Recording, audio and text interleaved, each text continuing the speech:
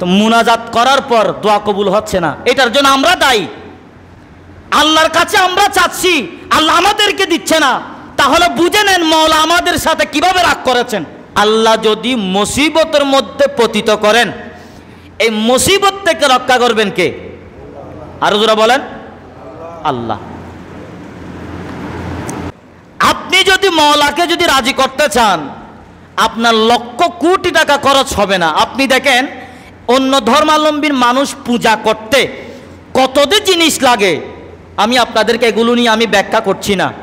আবার বলবে হুজুর মনে হয় আমাদের পণ্ডিতবাড়ি মসজিদের খতিব সাহেব মনে হয় অন্য ধর্মাবলম্বীদের এই আপনার বিরুদ্ধে বলছেন না। তারা তাদের তুলনায় তাদের জন্য সেটা সহজ, তবে আমাদের তুলনায় তাদেরটা আমাদের জন্য কঠিন। কেন? আমাদের ধর্ম কেমন সহজ?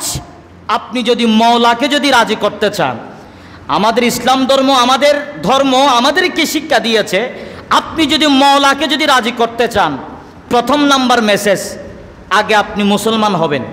মুসলমান হওয়ার পর আপনি অজু কালাম করবেন। অজু কালাম করার পর আল্লাহর ঘর মসজিদের মধ্যে ঢুকে যাবেন। দেখবেন মওলা যদি আপনার প্রতি যদি রাজি হয়, দেখবেন কোটি টাকা না, মুহূর্তের মধ্যে মসজিদ থেকে বের হওয়ার আগে মওলা আপনার দোয়া কবুল করবে। ঠিক না বেঠিক? তাহলে আমাদের ইবাদত সহজ নাকি কঠিন? কথা বলেন, সহজ। আল্লাহ আমাদের বুঝার তৌফিক দান করুক, প্রত্যেকে বলি আমিন। আল্লাহ বলেন বিকৌমিন সুইন,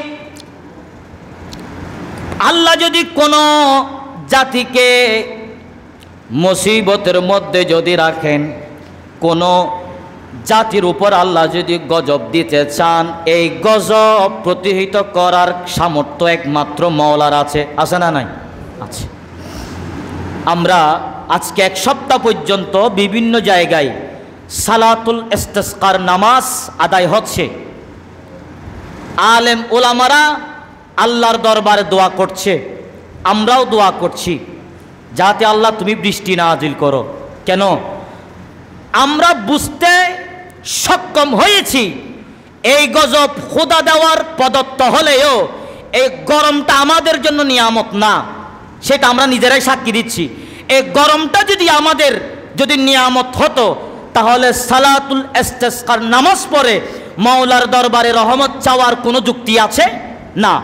আমাদের মুখ থেকে আমরা স্বীকার করছি, আল্লাহ মনে হয় আমাদের অপরাধের কারণে তুমি আমাদেরকে রহমত থেকে বঞ্চিত রাখছো। ঠিক না বেঠিক? এটা আমরা নিজেরা বলছি। গোটা বাংলাদেশে আজকে হাহাকার, সবাই চাই আল্লাহ একটু বৃষ্টি দাও, একটু রহমত দাও। তো রহমত দাও মানি এখন আমরা গজবের মধ্যে আছি, এটা আমাদের মুখের স্বীকারোক্তি।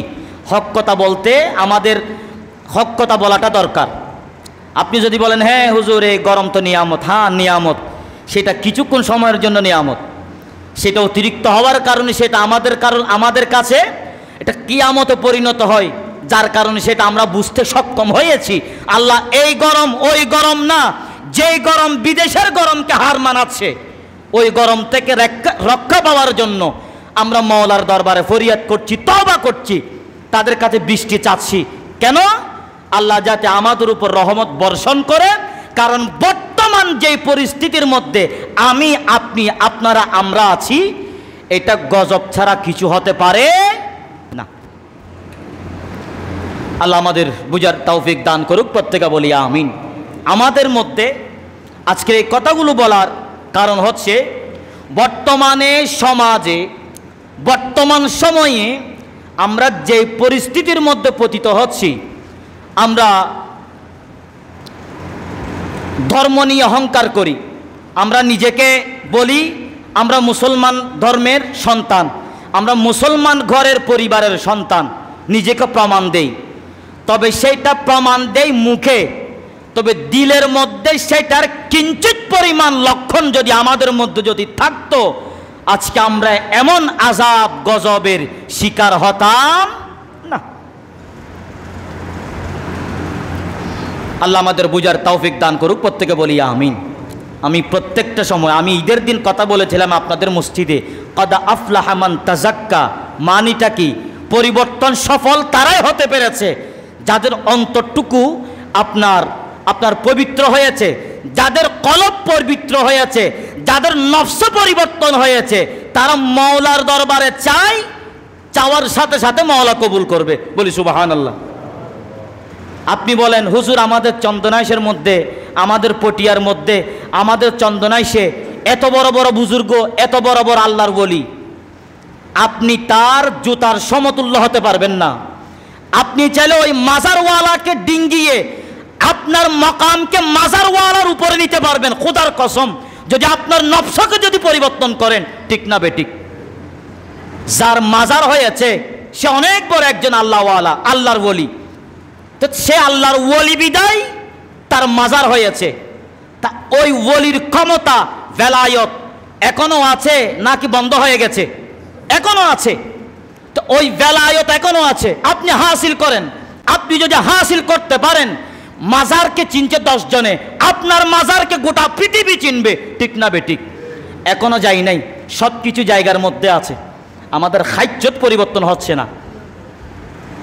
আল্লাহ আমাদের হেদায়েত দান করুক, প্রত্যেকে বলি আমিন। তো মুনাজাত করার পর দোয়া কবুল হচ্ছে না, এটার জন্য আমরা দায়ী। আল্লাহর কাছে আমরা চাচ্ছি, আল্লাহ আমাদেরকে দিচ্ছে না, তাহলে বুঝে নেন মাওলা আমাদের সাথে কিভাবে রাগ করেছেন। এটা আপনারা আমরা বুঝতে সক্ষম হচ্ছি।